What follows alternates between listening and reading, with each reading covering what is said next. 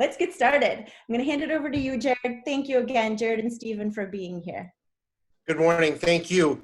I was thinking about this last week, and I thought we usually do this to the hundreds, and I find the one person kind of in the audience to talk to. And this morning, I'm talking to the one to find the hundreds out there in the audience. So it's the crowds are coming, and I think that's super exciting. We're going to head right in and talk passion and branding. We're going to keep it focused because Stephen and I have a tendency to get off the subject and giggle too much. So we will try to do our best. But I met Stephen 7 years ago when I wandered into his showroom in Atlanta, and it is a carnival midway of your dreams that pumps out show tunes. I think that's probably what drew me in. We've since then had a lot of pimento cheese and a lot of laughs, and every once in a while we get to and so that's what we get to do this morning. So, Mr. Brown, from Tennessee to Broadway to Hollywood and back to Tennessee, give us the quick version of how you ended up in Glitterville. I don't know that there is a quick version for that, but I started Glitterville in 2003. I had been a costume designer for television and film in New York City and, was perfectly happy doing that. But I always loved making things and crafting, and it just so happened that I started making ornaments, and people saw them while I was on movie sets, etc., and just encouraged me to continue to make ornaments and to that I should show them. And someone along the way said, "Oh, you should go to Atlanta," which I had no idea what that meant, but it turned out it was America's Mart, which is the largest place for stores around the world to go and order their products, is the simplest way to put it. And I went there and I set up in a section called handmade, because all the ornaments were handmade. And on the first day when it opened, I had been very excited, and even the Mart cautioned me, you should not be so excited because, this doesn't always work out, but we hope it does. And, they were encouraging, but trying to tamp me down a little bit. And in the first hour when we opened, immediately came in several magazines, including Country Living and Mary Engelbrecht's Home Companion magazine, which said, "We want to feature you." So I only had 5 Halloween ornaments, 5 Christmas ornaments, and a candy garland. So it was only a handful of stuff. And at the time they said, "Oh, can we take samples?" And I'm like, "Oh no, you don't want to take samples. You don't want to carry them around. I'll ship them to you." But little did they know that was all that the Glitterville world actually was at that time. And following the magazines was someone from Department 56, which at the time was the company that was known for making all the little villages that you see at Christmas. And I got a licensing deal with them. And 3 months later, it was sort of worldwide. And I stayed there 4 years before leaving to start Glitterville on our own. So that's sort of how we got to here. In a nutshell. Right. So, and that's your Minnesota tie because Department 56 was based here in Minneapolis. Exactly. So there is a local tie for this. But, when we think about levels of success, I think that you need that delicate balance of heart and humor and smarts. And I think you have all of those things in spades. But at the end of the day, you just kind of have to figure out what it is that you love to do. And if you can't find the culture that you want, then you simply create it. And you find the joy, and you're mentally tough. And your joy, I think is always yours. You can share it with other people, but it's like this little light of mine. It's inside of you, and who you share with is your choice. And you certainly share it with the world, because Glitterville is you and you're hand in hand. So how is it that you settle on finding what you love to make it your career and to make it your legacy? Well, I don't think you really have to hunt what you love because you already love it. Sometimes you just have to give yourself the permission to do it. One of the most important things that you have to do in any business, I believe, and especially if it's a little bit wacky or something that's not very mainstream, is you have to believe in yourself. Because if you don't give yourself permission to do it and you're not your own cheerleader, no one else is going to be. So you have to start by really loving yourself, loving what you're doing, and just being honest that, that's what you love to do. And for me, I always loved holidays, and I always loved crafting. So the two came together perfectly to end up as Glitterville. But the main thing there is before you even start, you have to believe in what you're doing. So I think that's the best place to go from. Right. And then when you figured out what you love, you have to figure out how to make it pay. And the difference between success and financial success are two separate things. You know, I always think that people shouldn't judge their success or their failure by simply if it pays the bills. You know, there's more than one way to build a career and to build a brand. But at the end of the day, you know, what is that balance between I can keep going and it will eventually pay the bills, or now's the time to cut ties? Well, again, you know, and I'm not the most logical person. I roll Neither am around, I. you know, hoping and dreaming. And, you know, I think that's the way you have to be because, you know, I'm not a big numbers person, failed math, third grade on. So that was never the most important thing to me. It was more about the passion and loving what I was doing and hoping that eventually all of that would come together and make money. But I don't think that can be I think if you're only going into something for the money and to say, you know, this is where I have to end up, you know, I think that's a bad plan because we don't know where things are going to end up. And as long as you're happy doing what you're doing, you know, that is the best plan, I think. And eventually, if you're honest with yourself and honest with what you're doing and you love what you're doing, eventually, if it's the right thing, I think it will pay off. Right. And the other thing is, obviously, you have to eat along the way. But, that's right. That's right. And feed a chicken too sometimes, which we'll get to. Exactly. You know, and once you've figured it out and the money's coming in, you can't just sit there and wait. And you kind of have to continue to grow and find ways to evolve and challenge ourselves and our customers to grow with us and to appreciate the things that we appreciate and to find value. So, you know, you're certainly not a one-hit wonder, but you certainly are thankful that you know how to make an ornament. But how do you see, you know, how have you grown from that first table of ornaments, and what do you think is kind of in the pipeline for Glitterville? Well, again, the thing for me is, you know, I never lacked believing in myself and what I wanted to do, but you also, those things don't automatically happen. And I don't believe that luck is something that, you know, does luck exist? It does, but behind luck is a huge amount of work. You know I've done a lot of things over the years and people say, oh, you're so lucky. And it's like, well, yes, I'm lucky, but it took a lot of doings to get to that lucky moment. And I think that you have to create these things for yourself.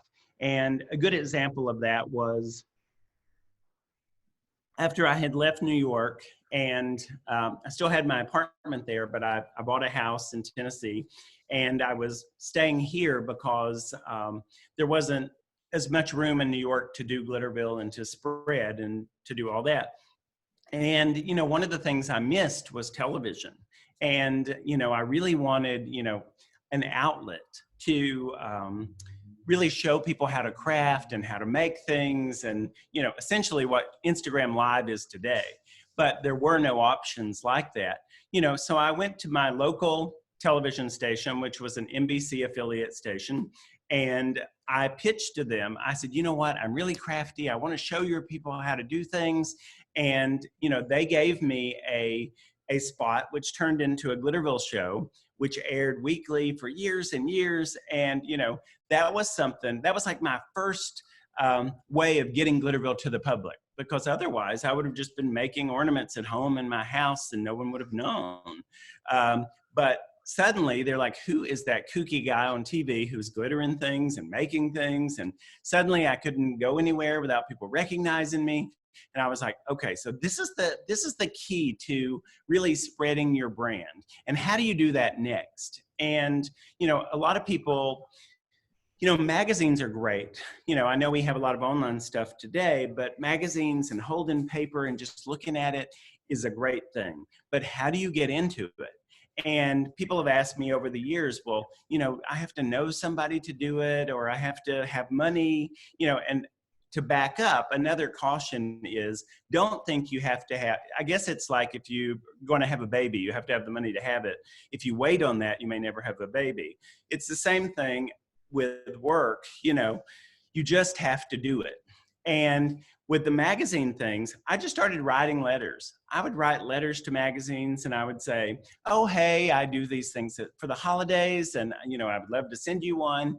And I got responses immediately. And that was always my tactic in New York when I wanted to be on a television show, but I didn't have time to pursue like auditions and that kind of thing. I would just take a headshot, put a little note on it that says, oh, I'm from Tennessee and I'm new in the city and I love your show and I'd love to be on it. And they would always respond. And again, it was the wackiness of it that everybody else was going through auditions and doing all these crazy things where I was just writing notes and being sincere. Yeah. And, you know, again, on the first day I was in New York, somebody told me, honey, don't smile so much. People are going to think you're stupid. And, you know, perhaps, and I'm sure they do. But, you know, it's being yourself, being wacky, doing things that aren't normal. Because if you're going to do what everybody else is doing, you're just going to blend in. And when I first started making things for Glitterville, I was doing some vintage reproduction kind of things, like buckets and that kind of thing. And I looked at what I had done and I had perfectly knocked off a traditional vintage bucket. But then I thought, that's not new. You know, no one's going to want that. I'm going to blend in. So that's when things started to change. And so you want to make yourself as memorable as your product and create a whole package, but don't let anyone limit you what you're doing, and don't let your background, your current situation, you know, you have to afford to be able to do what you're doing, but you know, don't let those things limit you, because you know, you can be your own worst enemy at that point. Absolutely.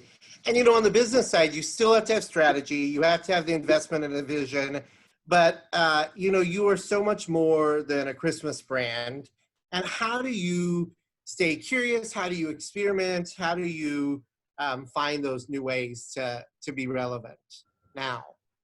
You never really know where that part of it comes from. I mean, a lot of people say to me, what is your, you know, in my mind, I dream of it being like Vogue, where I have my office and I have all of these little newspaper clippings and things on the wall, and I'm designing this year's collection, and oh, it's going to be this and this and this. And those who know me know that that's not how it happens. We're very busy. We have showrooms all over the country. We do a lot of other things, work for other people and magazines and that kind of thing. So there's not a lot of time.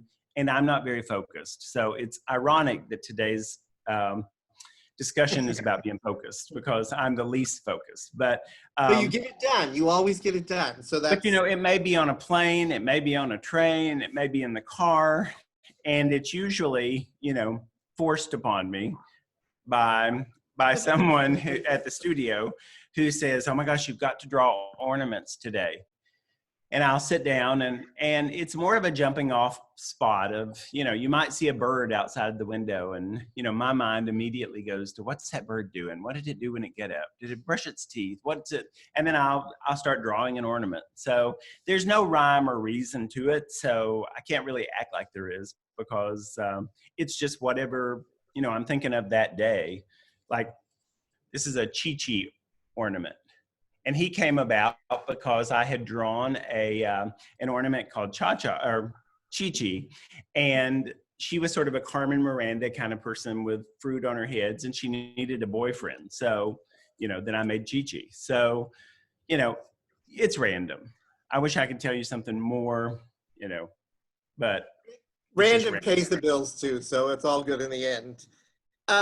You know, you talked about working with other people, and how do you change projects or collaborations, not jobs, but just who you're working with at the moment, without losing focus of who you are? So how do you go from Anthropology to O Magazine to TLC and still be Glitterville and be Stephen?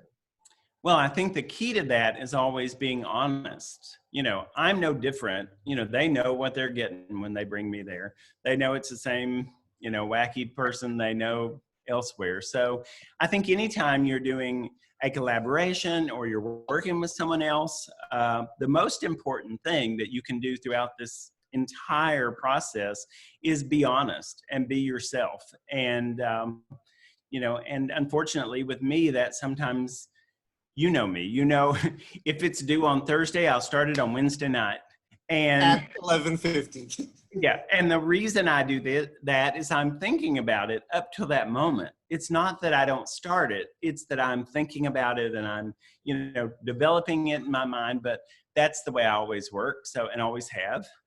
So things are last minute, but anytime that you know, when someone comes to you and they know your business and they know the kind of things you already do, and they want you to come and do something with them, you have to remember that they're wanting you to come to them because they like what you're doing. Absolutely. So, you know, you don't want to go somewhere and be someone different or do something different. You take your skill set and you mold it into whatever's happening at the time. Yep. So how do you bring them into your creative process when you have to bring people that are outsiders into the studio or on your set? And do they just, everybody wants to play with you, or some people still like, that's a little too much whack job for me? Well, there are people who say, whoa, that's too much. Dial it back there, Brown. But you have to start there. I mean, if you start little bitty, there's nowhere to go. Yep. You know, it's sort of a bargaining process. So you start really big and then you can shrink it down accordingly. But again, if they've asked you to do it, they already know what your capabilities and your sort of style is. So, Yeah. so I think they know what they're getting. And, you know, you always want to sell, you know, big things. And that was one of my problems, or things I was known as with being a costume designer, was that, you know, my costumes look about like ornaments. They were always big and wacky. And, you know, I did one with live birds in a cage once, and, you know, that has its problems. You learn very quickly. You can guess what those problems are, but, you know, so it's just all about gauging who you are and what you're doing. So, Yeah. So this is not in my notes, but it just, you've reminded me of some of our outings and things. So when, you know, we both have very public personas, and and that's who we are in private and in public, and it is, you get what you get. But so often, you know, you meet someone one-on-one and they do what they do and they're not excited about what they do. Like, you just feel like they're such a shrinking violet, and you know they've got the skills. And I know we've talked a little bit about permission and giving people permission to be themselves, but what can you tell someone who knows their product or knows their service, but they just don't have that light? Like, do you think they're not doing their passion, or they're timid, or? well, you know, they say that we learn everything we ever needed in life by age, you know, whatever, like 6. But, you know, so in a situation like that, I think you can go back to a song. If you're happy and you know it, then your face will really show it. So, you know, if someone's not happy with what they're doing, it's hard to fake it, I think. And, but off camera, or, you know, out of whatever it is, the arena they're working in, you know, you can surely see it on their face. But, you know, you have to love what you're doing. Otherwise, it's just a job. Yeah. And, you know, I talk with lots of people and see lots of people who do lots of different things. And again, it goes back to, you know, it's sort of like RuPaul. If you can't love yourself, you know, so, you know, it goes back to that whole thing of believing in yourself and what you do, being your own cheerleader. And, you know, I often give a lecture about being a unicorn, and people want to know, what's the secret? What's the secret to being a unicorn? And, you know, the wrap up of that discussion is basically that you say you're a unicorn. You know, that's all that matters. That no one can dispute that as long as you believe it. And, you know, and again, it's not being about arrogance. You know, not being pompous, not being all of those things. It's just about being certain that, you know what, I'm going to make this ornament. I'm going to like it. It's adorable. It has lots of different little pieces on it. You know, people are going to look at it and they're going to say, wow, that's really cute. And, you know, there's nothing about that I don't believe, you know, completely. I love this ornament and you will too. And, you know, that's where, or a little panda bear carrying a lantern, and wearing a hat. You know, these are all things. Now, granted, I am not giving a discussion here about brain surgery or, you know, removing your liver. Accounting. Yeah, something like that. I mean, we're making ornaments and I'm spreading glitter. So it's only as serious as that. But so I think if people have followed you for a while, I mean, I think what's exciting is the ornament, the panda ornament, probably came out of the time that you spent playing with baby pandas over there and having that whole panda day, correct? it did. Everything, you know, anything you see in Glitterville is, you know, reminiscent of a trip we've taken. You know, I love France. I love Paris. I love sweets. You know, early on when this whole thing started, someone asked me, what would you say was the seed that planted what Glitterville is known for? And I said, probably that I loved cupcake frosting. You know, loved it. I took butter, I took sugar, I whipped it up. And then I thought, oh, that'd be cute as an ornament. So then I'd make an ornament with frosting. And then, you know, suddenly everybody's sending me cupcakes. And, you know, so all of these things are, you know, just little passions that you have. You know, people ask about, you know, at Christmas, one of the main things I hear from people is, you're too hard to buy for. I could never buy for you. You have everything you need. I don't even know how to buy for you. When the truth of it is, the things that really excite me are like, and if you're crafters out there, then you probably understand, but, you know, frowsy little chenille stems, little characters that are made out of a pipe cleaner rolled up with googly eyes on it. It's all those little things that are so textural and so crafty and just true to things I've loved, you know, since day one. You know, I remember my first craft in first grade was, or this is the first one that I really got into. And our teacher handed out a triangle of green paper and a handful of kernels of popcorn that was unpopped, but they were colored. And you would glue them on as ornaments. And there was a fire drill in the middle of our craft project. And this was the last day before we got out for the holidays. And when the teacher said, grab your stuff, there's a fire drill, you're not gonna come back in, I immediately took my stuff and hid in the closet. And I glued everything on and I still have this hanging on my wall at home, but I glued everything on the Christmas tree. And about an hour after that, the police came in and they were looking, and they opened that closet door, and there I was. And of course they'd called my parents and everybody was upset and I thought I was lost. And I was like, nope, I'm just in here finishing this Christmas tree. So, you know, I think many of the things, and that's not to say you don't develop likes along the way, you do, but so many of the things that are integral to Glitterville are just things I've always loved. And that's the key to, you know, really doing something that, you know, will probably work out for you because of your passion. Yeah. You know, at the end of the day, or the end of all of our days, we want to know that we add value, that we found joy. I think the greatest thing we leave behind will be born out of our creative process. So what are the best practices you have, especially in the time of COVID and Corona, to find joy? What are you doing down there besides just business as usual? How do you find your joy in every day? Well, I mean, the quarantine has been terrible for so many people.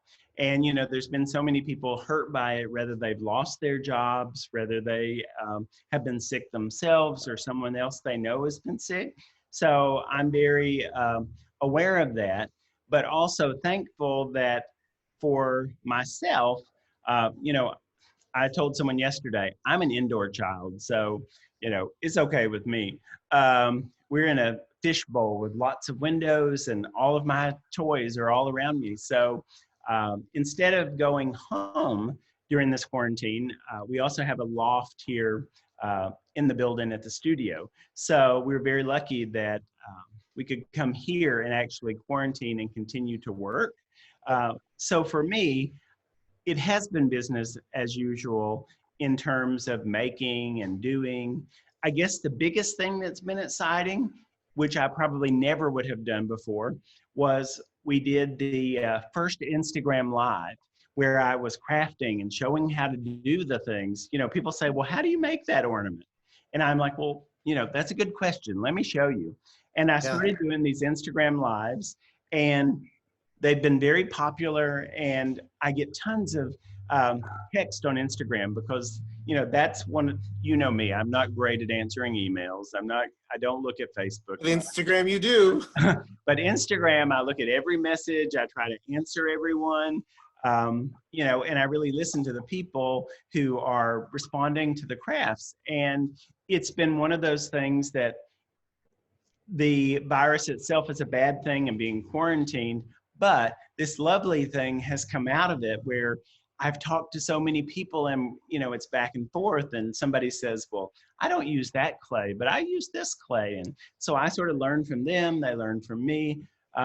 So that's been, you know, very pleasant. And, you know, as the quarantine is winding down a lot of places, including here, you start to see a few more people out and passing. You know, a little bit of me, I guess the selfish part of me is like, oh no, this bubble that we're living in and playing in and enjoying ourselves in is going to soon evaporate, which is a good thing. We want everybody back where they belong. But for me, it's been sort of craft-sational, I guess. That's good.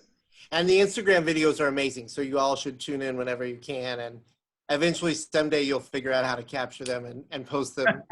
Yes, in case you don't know, my Instagram, if anyone out there is working at Instagram, it doesn't save. So I like to think of it as theater. You know, we do it, we see it. You know, if I know the other day I made meringues. At the end of it, I looked at a screen grab that we had done, and I had a big bite of meringue right here, sort of the whole time that had clung on. So it's very sticky. So it's theater, and it doesn't always show up again, but that's a good thing. That's good. So give us one good Oprah story, because I know that's a question coming in from folks. Well, you know, all Oprah stories are good. Oprah is the queen of everything. And, you know, I always say that working with her and her organization is like the greatest experience, because my friend Adam Glassman is her creative director. And, you know, people say, well, is she nice outside of, you know, the camera, and is she good, and is she this and that? And the answer is yes. But the bigger, more impressive thing, which is another business tactic to remember and listen to, is that she surrounds herself with good people. And she surrounds herself with people who have a philosophy that's similar to hers. So working with them is quite a joy.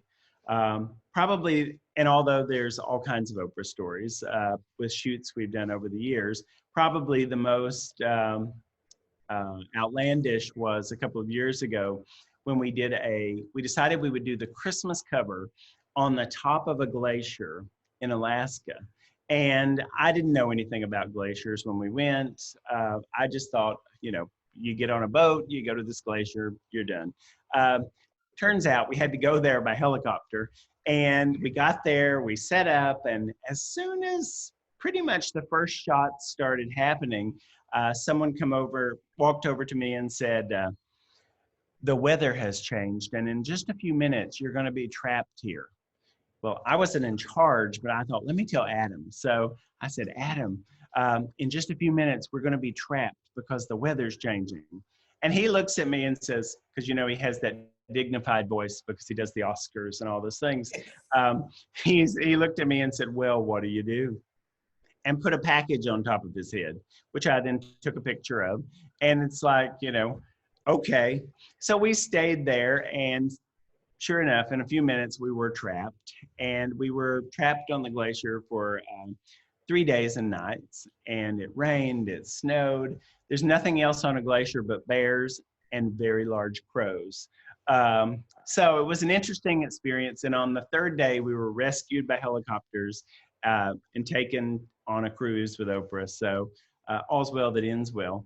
And no one else, you know, now there's a documentary, there's magazine articles about it. You know, it turned out to be one of those situations that, you know, at the time it was a little bit like, oh no, but it's turned out great. And who else has that story to tell? So absolutely. Well, I think it goes back to what you said with Oprah. It goes back to the idea of when you find what you love and you build the culture around it. So you're either asking people to come play with you, or you're playing with people that have a similar culture, and you're just getting a bigger community. So it is kind of all coming full circus, or full circle with who. It is full circus. You're right. Full It was circus Gordy too. who said, but, and you know, you have to, Brian's laughing because he knows you're being so refined sitting there answering these questions. But you know, a lot of things, you know, Oprah has so much wisdom, and it's important to listen, or listen to some of the little catchphrases that she does. And, you know, one of them is that I always remember, well, there's two that I, you know, should have a tattoo of on my arms. And one of them is, what do you know for sure? You know, ask yourself that. What do you know for sure? And the answer might be nothing. I don't know. I don't know what's for sure. There's also people who say there's no sure thing. So it's back and forth. The other is people show you who they are. Believe them. And that's something that, you know, you have to do also, is, you know, surround yourself with good people. And because you can't do it all by yourself. You need the support of everyone else. So I don't even know what the question was at this point, but there you go. Well, it answered it. Philosophical, whatever came out of you. All right, we have to toast because there are lots of questions about the mugs. Clink. The mugs are available on the Glitterville site, so they can have they will arrive in Minneapolis just fine, because I got mine yesterday. So there's also a punch bowl. This is just the punch cup. And how big is that punch bowl? It's gigantic, but it serves lots of punch. So as soon as you're out of quarantine and can have enough people to have punch, you need a punch bowl, Jerrod. Yes, absolutely. Well, I'm going to kind of give some final thoughts, and then we're going to go into questions, because like they said at the beginning, questions came in before we started the talk and all throughout. So I have a whole column over here, and I want to get to some of them. But I certainly want to thank you. As always, it's a pleasure. I wish we were sitting next to each other at the parallel room. That would be amazing. I know. But we'll find a way for you next time you're in Minneapolis to be in front of some of these people. So, you know, I think it always goes back to finding the thing that you're most passionate about and giving it your full attention, even if it means giving up the job that you're in or changing professions. And, you know, if you fail to grow, you just die out. You die out as a person of interest, as a person of influence, which is not an influencer, but someone who can create and grow a culture. So, you know, I always think about and thank the people who have changed my life and put me where I am. And I think that's a good life lesson, because the best lessons we learn and teach come from our creative and the work that we've done. So thank you, Mr. Brown. Let's get into the questions now. And it's funny because I could answer some of these for you, because so you might not have the same answer, but if you don't give the answer I like, then I'll just I'll give them the answer I think you should. But your brand is very distinct and colorful. It's very glittery. Do you ever have moments where you are in love with minimalist, clean looks, or do you just live and breathe Glitterville? Well, it's sort of odd because, you know, I'm one of those people who, you know, I actually like even Glitterville, even though it's colorful and it's glittery, you know, it tries to stay clean. I don't like a lot of mush anywhere. And even at home, I limit myself to, you know, I'm not a cluttery person where I like a lot of knickknacks in one place. I'm very particular on where those are. So yes, I definitely like a clean aesthetic. My house, people ask if it's like Glitterville, but it's more like the Addams Family house. It's an Edwardian place that's dark with dark ceilings, and every room has coffered, you know, wood carvings and things like that. And would I be happy if it were all white? Yes, I would. But in 150 years, the woodwork hasn't been painted. So I just live in this big, dark Addams Family house. But and what do you call that house? A clean aesthetic. Do what? What do you call that house? Brownton, of course, because of my love of Downton Abbey. So yes. You've worked with huge names like Oprah, Mariah Carey. Do you have a bucket list celebrity or a goal for 2020? Now, I know one that you'd like to play with, but who's the celebrity? Well, you never know. There's all kinds of people. I know who you're thinking, probably. I love and adore Patti LuPone from Broadway. Who are you thinking? One from Sesame Street. From Sesame Street. Who? Abby Cadabra. Oh, Abby Cadabra, I do love, because she has wings and she has a magic wand, and what can you not like about Abby Cadabra? So I haven't met her, but I do have a piñata. So, but yeah, you know, I've worked with a lot of people over the years, and you know, it's always fun. I just look at it as, for me, it's about, you know, they're the same people that everyone else is. And it's just about, you know, getting to know them. And, you know, if you're working for them, try to do your very best work. Don't come off as crazy, although sometimes that's hard to hide. In the case of Patti LuPone, on more than one occasion. So yeah. So a lot of questions have come in about manufacturing, and I'm going to give you two of them right now. And then I think if you tell a story, it'll answer both of them. One of them is, do you create your own glass or ceramic items, or do you send them to manufacturing? And then how do you find manufacturing? So I think if you can also tell us like the little hippo story and trekking up that mountain, so they kind of see how the scale goes of your pieces.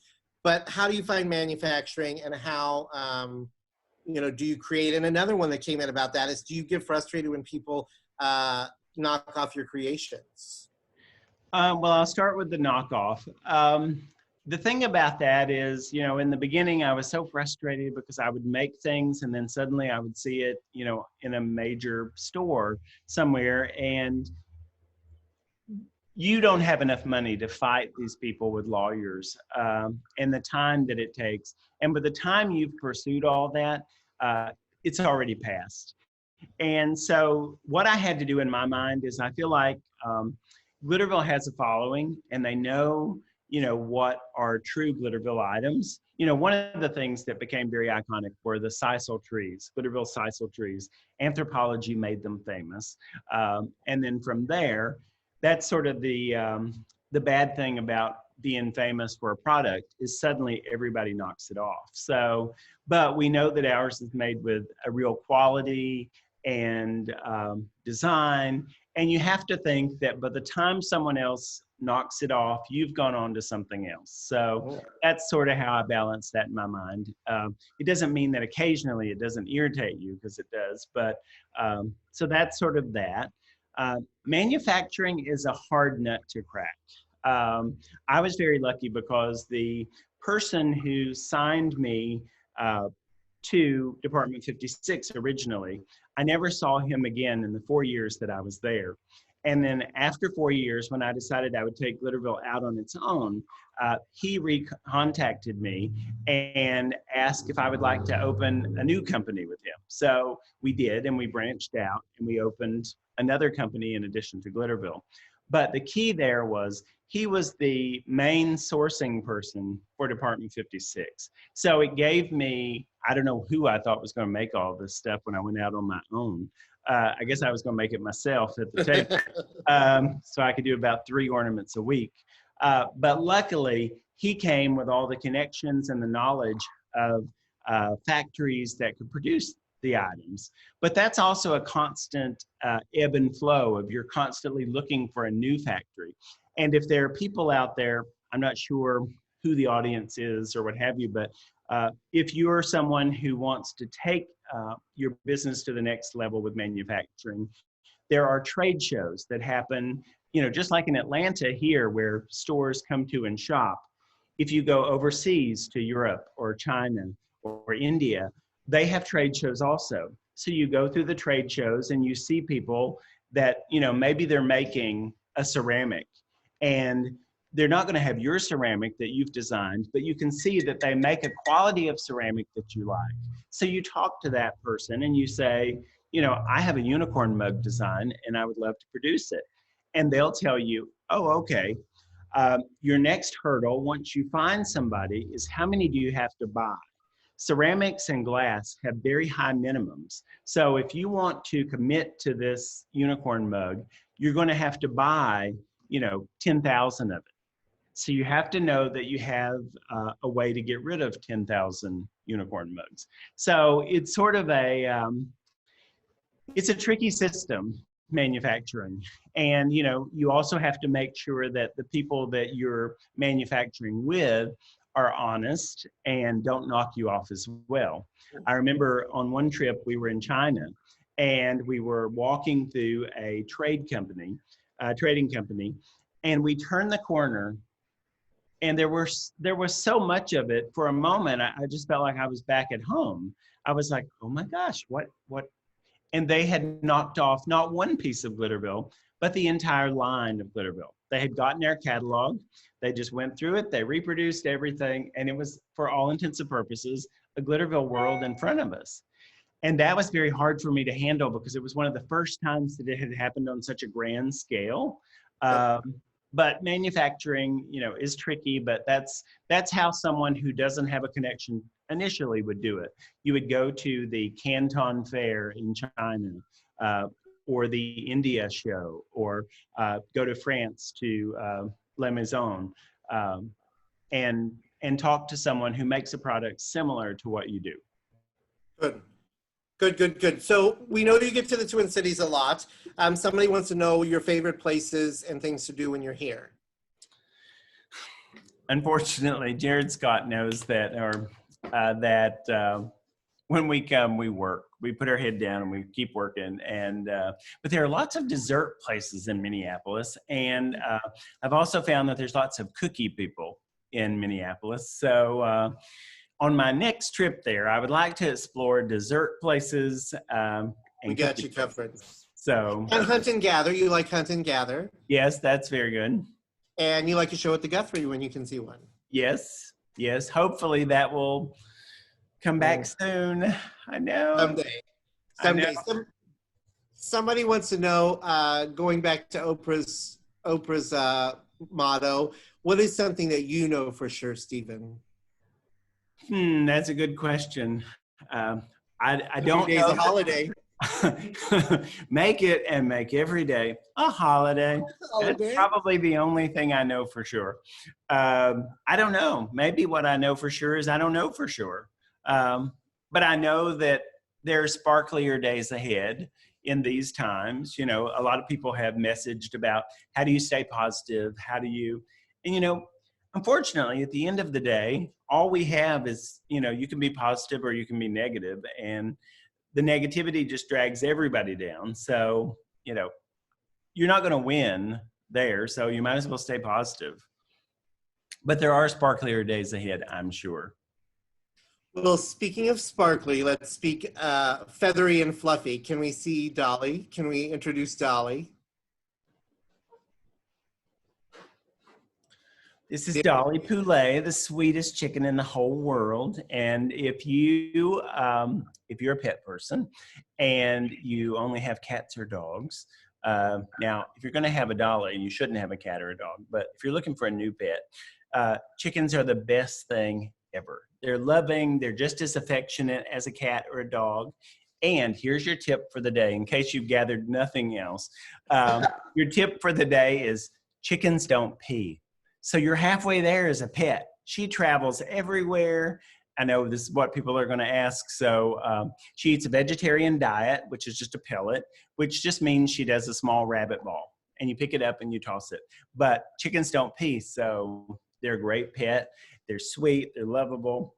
And she's been told that from the side, she looks like Grace Kelly. Very good. I see Molly has joined us back again to wrap us up. So she's probably trying to cut this craziness off. Probably. It's an honor to meet Dolly. I feel more complete now. Yes, of course. Dolly could grace us with her presence. Thank you. And thank you to both of you. Yeah, I am